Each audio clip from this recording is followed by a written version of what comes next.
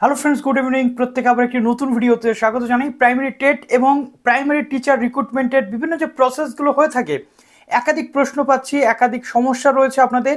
এবং TET qualify যারা করেছেন বা টেট কোয়ালিফাই যারা করেননি, বিভিন্ন সাব ক্যাটেগরি বা এই ধরনের যে ইস্যুগুলো রয়েছে সেই জিনিসগুলো নিয়ে আপনাদের কনফিউশন রয়েছে। ওয়ান বাই ওয়ান একের পর এক তথ্যগুলো আজকে দেবো এবং কনফিউশনগুলো ক্লিয়ার করতে শুরু করবো। যারা নতুন আছেন এই চ্যানেলে অবশ্যই চ্যানেলটিকে সাবস্ক্রাইব করে পাশ থেকে বেল আইকনটি ক্লিক করে দিন, যাতে সমস্ত তথ্যগুলো আপনার টাইম টু টাইম পেয়ে যান। এবং ভিডিওটা সম্পূর্ণ প্রথম থেকে শেষ পর্যন্ত দেখবেন, যাতে আপনাদের মধ্যে বা আপনাদের মনে যে ডাউটগুলো থাকবে সেই ডাউটগুলো আর না থাকে। প্লিজ ভিডিওটা একটু লাইক করে দেবেন, বন্ধুদের মাঝে শেয়ার করতে ভুলবেন না। তো প্রথম যে বক্তব্যটা আজকে রয়েছে আমাদের, সেটা হচ্ছে আমাদের যে একাডেমিক স্কোরটা নিয়ে অনেকের কনফিউশন রয়েছে। একাডেমিক স্কোর কিভাবে কাউন্ট করবেন বা যে যে বিষয়গুলো হয়ে থাকে সেইগুলো। তো আমরা গতকাল ডিসকাস করেছিলাম মাধ্যমিকে 5, উচ্চ মাধ্যমিকে 10, প্রশিক্ষণ বা ট্রেনিংয়ে রয়েছে 15, টেট বা এক্সট্রা কারিকুলার টেটে রয়েছে 5, এক্সট্রা কারিকুলার অ্যাক্টিভিটিসে 5, ইন্টারভিউতে এখানে অ্যাপটিটিউড টেস্ট এবং প্যারা টিচারের অভিজ্ঞতা যেটা রয়েছে সেখানে কিন্তু আমরা দেখতে পাচ্ছি যে অ্যাপটিটিউড টেস্ট বা ভাইবা ভোগ ধরে 5, 5, 10। তো এরকম যে বিষয়গুলো রয়েছে এর মধ্যে রয়েছে কতগুলো প্রশ্ন। এই এক্সট্রা কারিকুলার অ্যাক্টিভিটিস আমরা তো দেখতে পাচ্ছি যে মাধ্যমিকে নাম্বার অনুযায়ী কিন্তু আসবে পুরো ম্যাটারটা, অর্থাৎ 100 যে পাবে সে 100 পেলেই কিন্তু 5 তার ওয়েটেজ থাকবে। এবার তার পার্সেন্টেজ অনুযায়ী যত যত পার্সেন্টেজ তার ডাউন হতে শুরু করবে, ওয়েটেজ কিন্তু কমতে শুরু করবে। যেমন যদি কোনো ক্যান্ডিডেট 80% নাম্বার পায়, 80% ইন্টু 5 এই করে কিন্তু রেশিওটা বের করতে হবে, ওয়েটেজটা বের করতে হবে।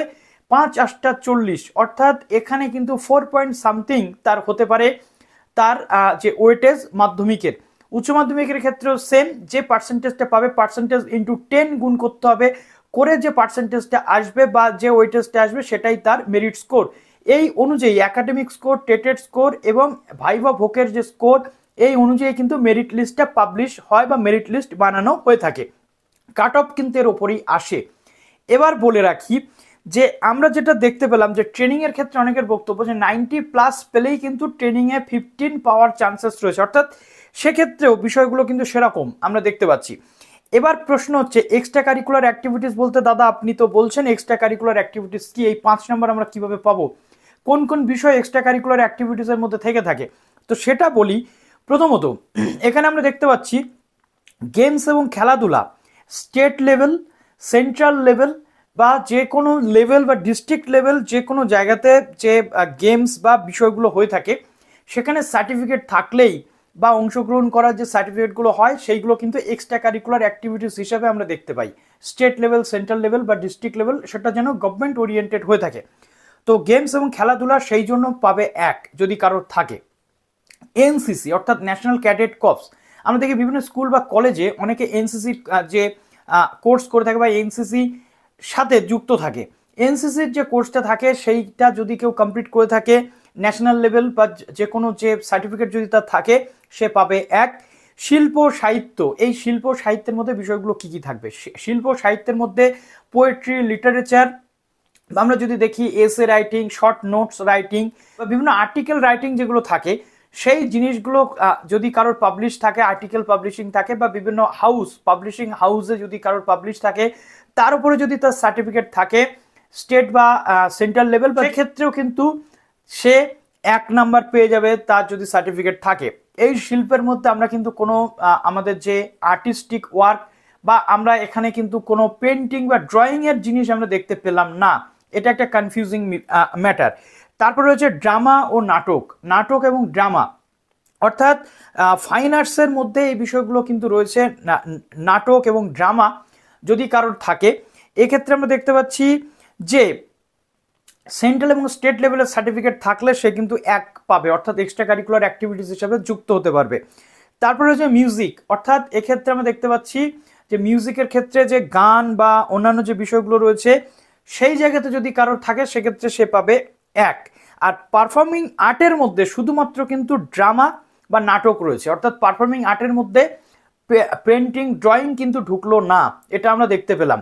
পারফর্মিং আর্টের মধ্যে শুধুমাত্র এখানে আমরা দেখতে পেলাম নাটকটাকেই কিন্তু নেওয়া হলো।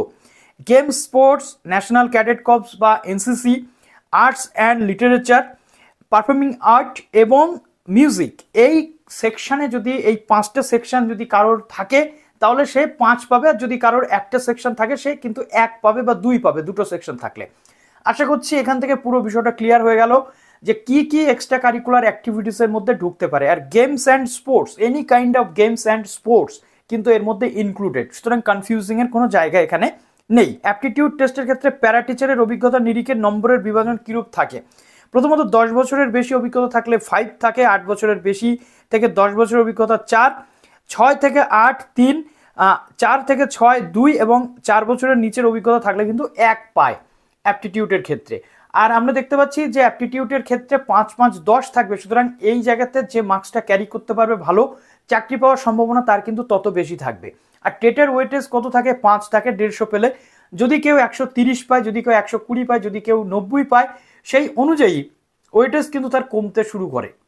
অর্থাৎ যদি কেউ 90 পায় সেক্ষেত্রে 90% ইন্টু 5 অর্থাৎ এখানে 5 নং 45 বা 4.5 সামথিং এরকম কিন্তু ওয়েটেজ আসতে পারে। এটা একটু ক্যালকুলেশন করলে আমরা খুব ভালোভাবে বিষয়টা কিন্তু পরিলক্ষিত করতে পারবো। এবার আসি যে সমস্ত ক্যান্ডিডেটরা অনেকেই বলছেন আপনারা সাব ক্যাটেগরি, আপনার কোনো সাব ক্যাটেগরি নেই। আমি একাধিকবার বলে দিয়েছিলাম যে সাব ক্যাটেগরি ম্যাটারটা কি, সাব ক্যাটেগরির মধ্যে কি কি বিষয় আসে। অনেকে সাব ক্যাটেগরি দিয়েছেন, সাব ক্যাটেগরির মধ্যে অনেকে এটাও দিয়েছেন যে এক্সামটেড ক্যাটেগরি। তো এক্সামটেড ক্যাটেগরি কারা কি বৃত্তান্ত এই নিয়ে অলরেডি আমি একটা ভিডিও বানিয়ে দিয়েছি।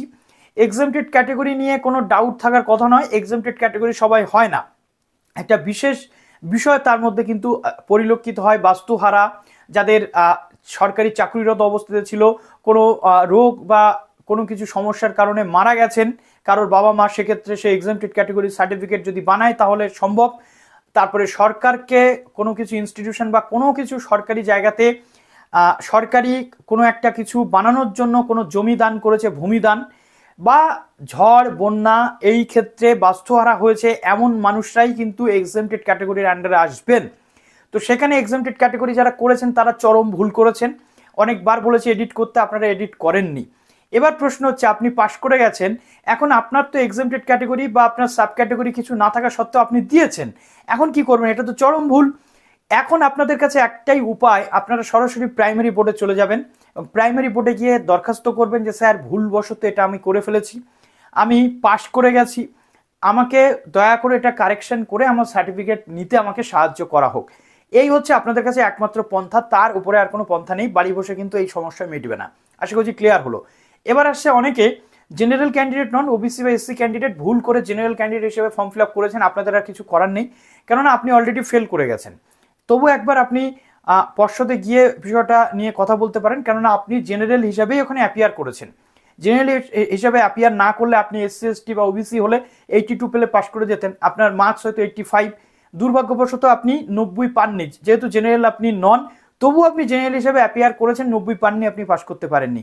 এক্ষেত্রে আপনার মতো দুর্ভাগ্যজনক মানুষ আর কেউ নেই এই পৃথিবীতে। তো তার জন্য আপনি অবশ্যই যাবেন পর্ষদে, একটা বার হলেও পর্ষদকে রিকোয়েস্ট করে দেখুন। তবে আমার মনে হয় এই বিষয়ে অতটা গুরুত্ব দেওয়া হবে কি হবে না সেটা নিয়ে যথেষ্ট কনফিউশন রয়েছে। যেহেতু আপনি একবার ফর্ম ফিল আপ করেছেন, এক্সাম হয়ে গেছে, আপনি ফেলও করে গেছেন। তো চলুন ভিডিওটা এখানে শেষ করলাম। আশা করছি আর কোনো প্রশ্ন আপনাদের নেই। যদি প্রশ্ন থাকে কমেন্ট সেকশন তো খোলা রয়েছে, ইনস্টাগ্রাম রয়েছে সোম9211, সেখানে আমাকে সরাসরি মেসেজ করতে পারেন। ভালো থাকবেন সবাই, বেস্ট অফ লাক।